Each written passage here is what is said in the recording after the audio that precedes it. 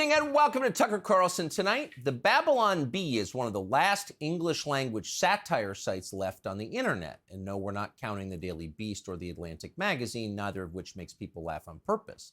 The Babylon Bee, by contrast, is intentionally amusing, and it succeeds, mostly because it is sharp and it's honest. This March, the site published a piece with the headline, "The Babylon Bee's Man of the Year is Rachel Levine."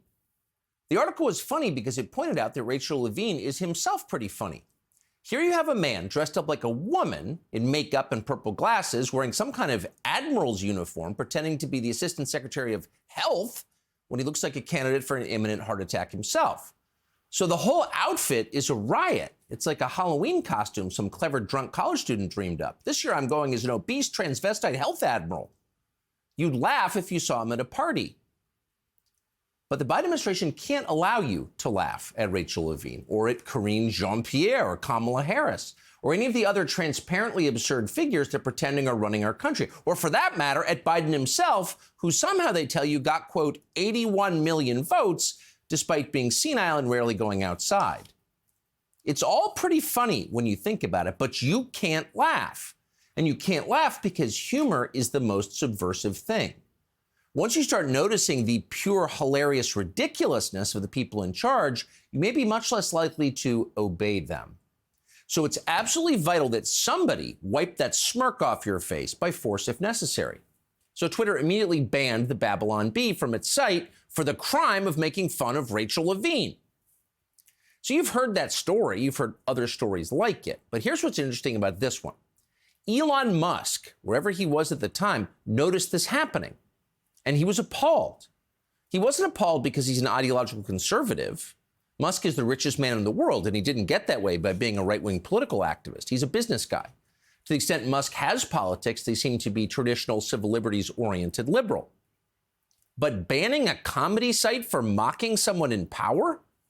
That seemed totalitarian to Elon Musk. So Musk called the head of the Babylon Bee, Seth Dillon, and told him that he, quote, might need to buy Twitter. And he wasn't kidding. Yesterday, after months of legal drama, Musk did that. "The bird is freed," he tweeted. Then he fired several of the company's top executives, including its CEO, Parag Agrawal.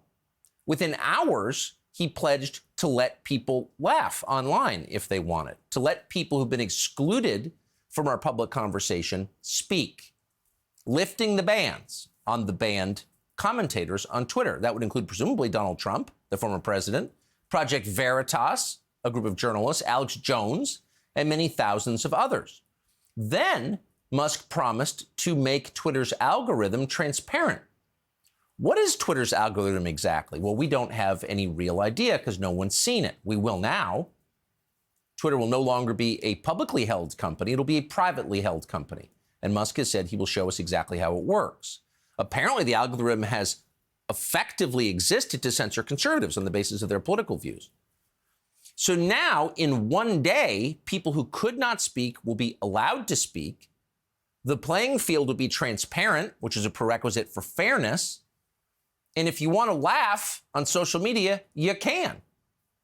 It seems like a big day. This seems like good news. And if your job was to defend freedom of the press, and it is the job of journalists to defend freedom of the press because they rely on it, you'd think you'd be pretty excited about this. Oh, but they're not excited. Instead, journalists are panicked by this development. Watch. I think he's a jerk. I think that he's cavalier. I think there's something dangerous when the richest guy in the world controls one of the most important political social platforms in the world. I think just as a guy who ran a business, you come in business and to fire the people before you even sit down with them just shows a cavalier recklessness. He reminds me of a Bond villain. As I said, when the richest guy in the world buys a social media platform, it's just not a good equation. I think he's a dangerous fellow. It's scary when rich people own media companies, says Donnie Deutsch, who inherited a media company from his own rich father. But he doesn't mean it. There's no principle here. No one at MSNBC means it. How do you know that? Because they're not complaining about, say, MSNBC's corporate owners, its billionaire owners at Comcast. They're not upset about the fact that Jeff Bezos, probably the second richest man in the world, owns the hometown newspaper of the government, the Washington Post. The Washington Post, owned by another billionaire, just published a tweet telling users how they can crush Twitter now that Elon Musk owns it. Quote, "If you do only one thing," the Post wrote, "lock down your ad settings on Twitter. Starve them out." The Washington Post reporters are also panicked that free speech might be back on Twitter. Taylor Lorenz, one of their most famous and thoroughly ridiculous reporters, had a particularly rough night. Quote, "It's like the gates of hell opened on the site tonight," she wrote. The gates of hell. People in the media, you may have noticed, spend their entire lives online. No, the gates of hell open when we run out of diesel fuel and the airlines don't work and people freeze to death. The gates of hell don't open when people get to say what they want on social media. Sorry, get some perspective, honey.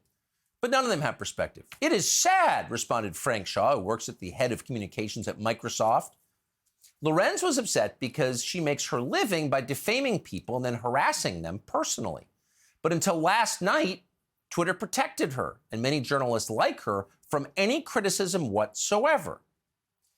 Here was Vijaya Gadde, who is the chief censor at Twitter, the head lawyer, explaining why Twitter bans anyone who mocks journalists, because it's dangerous to mock journalists. Watch. We were trying to understand the context of what was going on and take action on them. Because again, I don't know, Joe, if you've ever been the target of a dogpiling event on Twitter, but it is not particularly fun when thousands of people or hundreds of people are tweeting at you and saying things. And that can be viewed as a form of harassment. It's not about the individual tweet. It is about the volume of things that are being directed at you. No, I understand. And so in that particular case, we made the judgment call, and it is a judgment call, to take down the tweets that were responding directly to these journalists that were saying, learn to code, even if they didn't have a wish of harm specifically attached to them because of what we viewed as coordinated attempt to harass them. See how this works? So when you're a journalist, you can destroy people's lives in this country on behalf of a political party. You can totally crush them, get them fired from their jobs, attack them to the point they literally lose custody of their children, which is happening now, by the way. You can do whatever you want if you're a journalist, but if anyone criticizes you, they have to be shut down because their criticism is violence. In this case, Twitter objected to the phrase "learn to code." Now, that's a phrase specifically used to mock journalists because that's what journalists told coal miners to do when they lost their jobs. Learn to code. It's not a threat in any way. It's not violence. It's a joke. But until last night, you couldn't say it on Twitter. Of course, you could aim it downward. You could still tell coal miners to learn to code, but you couldn't tell people with power to learn to code. That's the point. When you eliminate free speech, who do you help? The people in charge. Only the powerful benefit from censorship. The editor of the Daily Caller was banned for telling the Daily Show to learn to code. So the propagandists had protection from Twitter. That's the point. And they've lost it. And blogs like The Verge are very upset. The Verge just published a profanity-laced screed that included this amazing line, quote, "Most people do not want to participate in horrible, unmoderated internet spaces. Also, everyone crying about free speech conveniently ignores that the biggest threat to free speech in America is the effing government."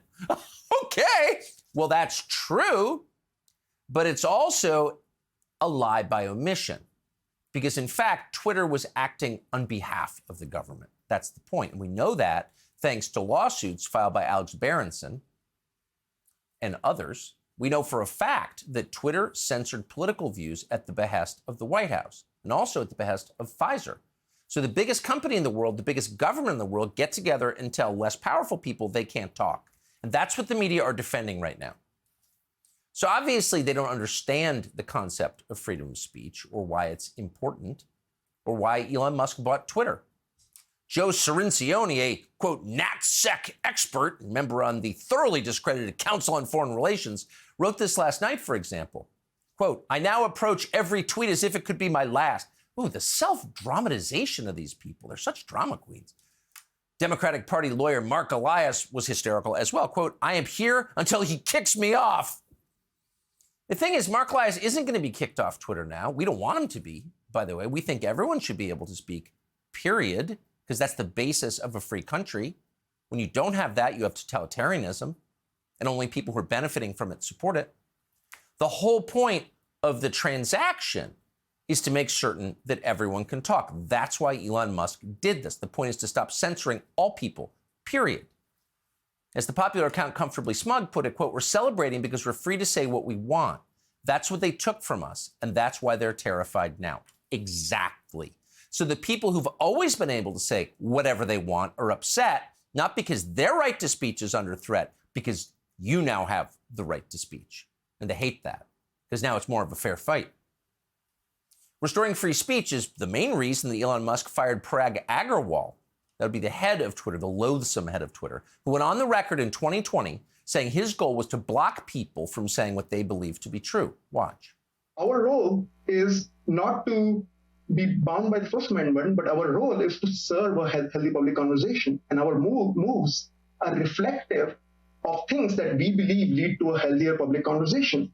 The kinds of things that we do to what about this is to focus less on thinking about free speech, but thinking about how the times have changed. One of the changes today that we see is speech is easy on the internet. Most people can speak. Where our role is particularly emphasized is who can be heard. So free speech isn't just a prerequisite for freedom, of course. It's not simply the first right guaranteed in the Bill of Rights. It's our civic religion. It's what America is. Without free speech, it's not America, period. So here you have a guy who comes to America, clearly a smart guy, does very well here, good for him, made like $42 million last year, great. And within a few years of getting here, decides to overturn our civic religion, and nobody says anything about it. Be gone. No. Elon Musk, also an immigrant to this country, by the way, comes here because he understands that freedom of speech is the whole reason you would want to live here in the first place. So the thing about Twitter before yesterday was that it was censoring people before you even knew you were censored. This is called shadow banning, using algorithms to suppress information, like the New York Post's accurate reporting on Hunter Biden's laptop. They did a lot of that, remember? One of the things I'm most excited about in our efforts is to switch to proactive enforcement. I think that for too long we relied on people reporting things to us, and I'm sorry about your experience and the reports that you get. I can't address those specific ones, but I do think enabling Twitter to be more proactive and actually identify this content to the extent that we can is going to make a big difference for people so that we can take action on this content before it even gets seen. Yeah. So we can censor you before you even know you've been censored, and we're so confident in our total power over you that we can brag about it on TV. Now, that woman and her boss and a lot of other people at Twitter, the enemies of free expression, the enemies of freedom itself, they're all gone, walking down the road talking their lunchboxes. This is a huge deal. It's hard to overstate how transformative this could be. The activist left believed it owned Twitter and the public conversation in this country more broadly. Why do they think that? Because for many years they have owned it. They had a monopoly, and that monopoly has been broken. Once everyone can talk, rich or powerful, poor or powerless, doesn't matter. When everyone can talk, nothing will ever be the same. And the Democratic Party will be forced to defend its positions on their merits. Democrats pulled a sitting president off Twitter. Now, apparently, he's running again. So how could you possibly defend censoring that candidate, Donald Trump? If you support democracy, are you really going to argue that a presidential candidate can't talk? They're going to have to argue that. They're going to have to say that in public. What's that conversation going to look like? The Biden administration is in trouble because of this. Everything depends for them on censorship. Everything. They're going to do everything they can to shut Twitter down again. And they're going to do their best to destroy its new owner. And Elon Musk must know that. He's doing it anyway. And that's the definition of bravery. People assume always that billionaires can afford to be bold. You can do whatever you want. You're rich. But the opposite is true, actually. Look around. How many brave billionaires are there? Not many. Why? Because the more you have to lose. There's no such thing as FU money. There's only FU poverty. And yet the richest man in the world is risking it all to save free speech. Whatever you think of Elon Musk and however this ends, that's a remarkable thing to watch. Subscribe to the Fox News YouTube channel to catch our nightly opens, stories that are changing the world and changing your life. From Tucker Carlson Tonight.